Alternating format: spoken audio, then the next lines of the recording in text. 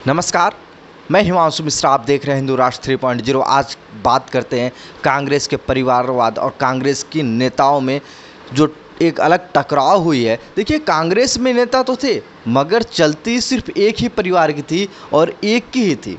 काबिलियत कुचल दी जाती थी लेकिन वफादारी कांग्रेस में पहले रखी जाती थी। जो खड़ा हो जाए परिवार के सामने वही गद्दार कहलाया। मतलब जो गांधी और नेहरू परिवार के सामने खड़ा हो गया वही गद्दार कहलाया।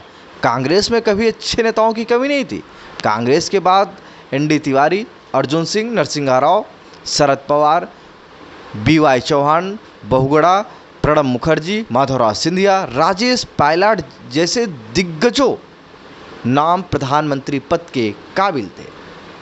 आइए बताते हैं आपको कांग्रेस की डूबने की पूरी कहानी। जो आप देख रहे हैं ना, कांग्रेस की जो हाल हुई है इसकी पूरी कहानी बताते हैं। इसके पीछे का कारण सिर्फ नरेंद्र मोदी नहीं है, इसके पीछे का कारण कुछ और है। परिवारवाद ने पायलट की उड़ान रोक दी और राजीव गांधी को पायलट की नौकरी छुड़वा के राजनीति में उतार दिया। राजीव जी भी जल्दी चले गए। प्रियंका और राहुल तब बच्चे थे, सो राव साहब को पीएम बनाया गया। फिर वही हुआ जब अटल जी की सरकार हारी, सोनिया को प्रधानमंत्री बनाने की बात आई, तब पार्टी टूटने लगी। मजबूरी में मनमोहन सिंह को लाया गया, लेकिन उन्हें खुद रात नहीं चलाना था, बस उन्हें इशारों को समझना था। सोनिया की खड़ा हूँ और राहुल के संकेत ही उनकी सीमाएं बन गई थी।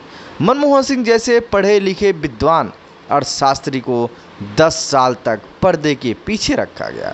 छाया प्रधानमंत्री, एक्सीडेंटल पीएम जैसे तमके उन पर चिपका दिए गए।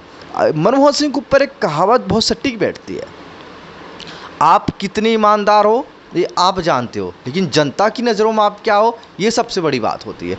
उन्होंने कितने अपमान सहे यह देश जानता है।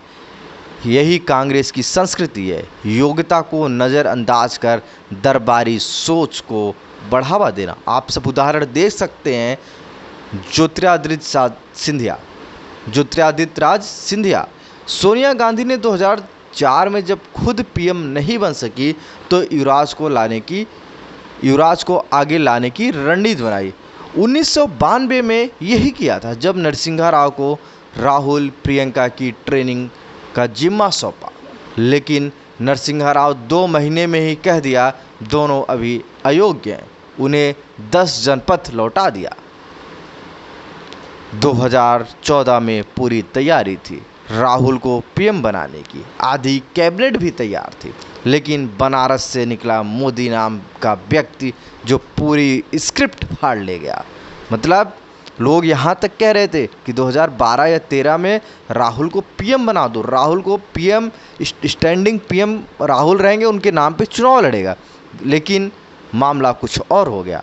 गाड़ी ऐसी उतरी कि फिर कभी पटरी पे नहीं चढ़ सकी।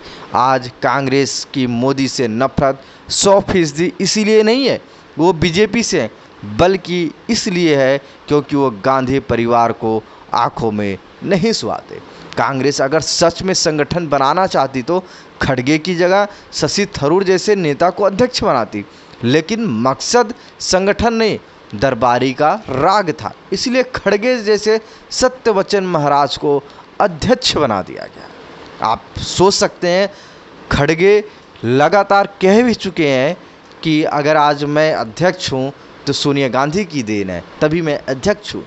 पहले भी पार्टी के पास गुलाम नबी आज़ाद, अशोक गहलोत, कमलनाथ, मनीष तिवारी जैसे विकल्प थे, पर सबको सोनिया राहुल के बेसुरे नेतृत्व ने किनारे लगा दिया।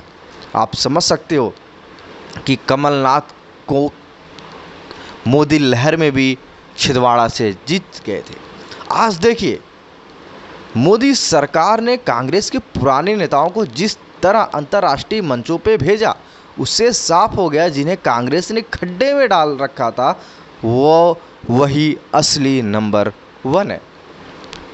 कांग्रेस खुद ही अपने पैरों में कुल्हाड़ी मारती रही और अब उस कुल्हाड़ी पर खून देके शोर मचा रही है। मतलब उनके जो अच्छे नेता थे कांग्रेस उनको दरकिनार कर दी, बाहर कर दी, और अब कांग्रेस कह रही है कि हमारे पास नेता नहीं है। आप सोच सकते हो कि कांग्रेस में कितने बड़े बड़े दिग्गज थे, लेकिन एक परिवारवाद ने कांग्रेस को पूरी तरीके से ख़त्म कर दिया। जो राहुल की इशारों पे चले, जो सोनिया की इशारों पे चले और जो अब प्रियंका की इशारों पे चलेंगे, वही कांग्रेस में रहेंगे, वरना कांग्रेस में कोई नहीं रहेगा। अगर आपने राष्ट्रवाद की कांग्रेस में रह के बात कर दी, हिंदुत्ववाद की बात कर दी, तो आप कांग्रेस में नहीं रह सकते, आपको भाजपा का एजेंट बोल दिया जाएगा। तो नमस्कार, ये रिपोर्ट थी कि कांग्रेस में अच्छे नेताओं की कभी कमी नहीं रही, बस दिक्कत ये है कि गुलामी उन्होंने नहीं सही। बने रहिए आप लोग हिंदू राष्ट्र 3.0 के साथ, जहां बात होती है हिंदू राष्ट्र की और राष्ट्रवाद की। नमस्कार।